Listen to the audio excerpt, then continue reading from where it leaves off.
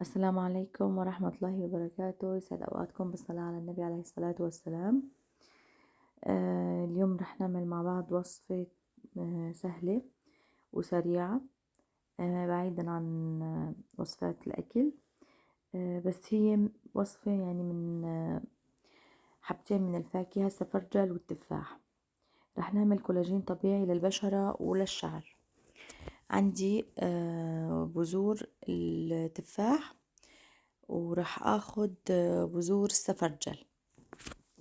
راح احط لكم صورة سفرجل مشان اذا هو بغير اسم عندكم في بلادكم تعرفوه. هاي راح اخد شوي من بذر التفاح، والكمية الاكبر راح تكون من بذر السفرجل.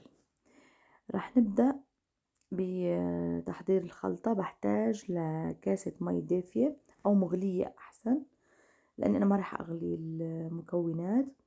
راح احط كاسة المي المغلية فوق هالبذور واحركهم مع بعض. يعني هون هاي الكمية بتحتاج تقريبا لكاسة مي صغيرة مو اكتر.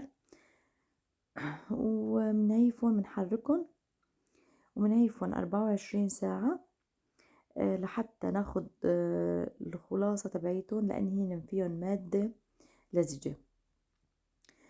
هلا بنعيف بس يبردوا بنغطيهم، لاني هلا اذا غطيتهم راح البخار يرجع يتكاثف فيهم. انا بدي اياهم بس ياخدوا السخونة وارجع احتفظ فيهم هن مغطاين، ما ضروري تحطيهم في البراد. وهي صورة السفرجل.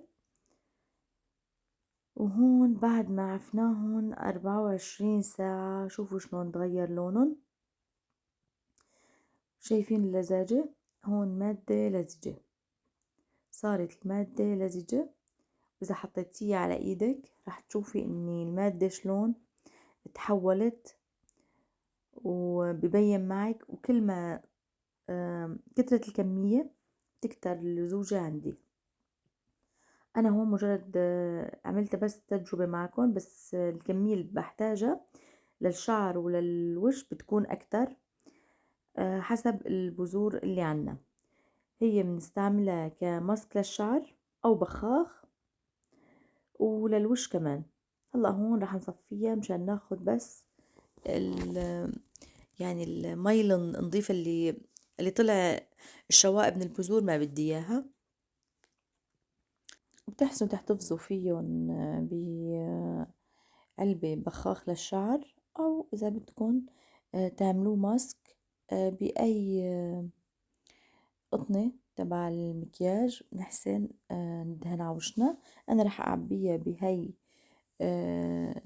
الزجاجة او العلبة البلاستيكية. واذا بدي اعملها ماسك باخد القطن اللي بنستخدمه للمكياج ومندهن فيه على وشنا. وللشعر مثل ما قلت لكم بخاخ، بتحسنوا تستعملوه بعد الحمام كل يوم، ما بيأثر ابدا الا بنتيجة ايجابية، لاني هو ما فيه اي مواد كيماوية، كلها مواد طبيعية. احتفظوا كل ما كترت الكمية البذور بتكتر كمية مثل ما قلنا المادة اللزجة. وجربوها حتى على الايدين كتير بتعطي نتيجة حلوة. هاي وصفتنا كانت لليوم، بتمنى تكون عجبتكم. ولا تنسونا من الدعم والاشتراك وتفعيل زر الجرس. إذا كنتوا أول مرة بتشوفوا الوصفة يا ريت تضغطوا على زر الاشتراك وتدعمونا بلايك.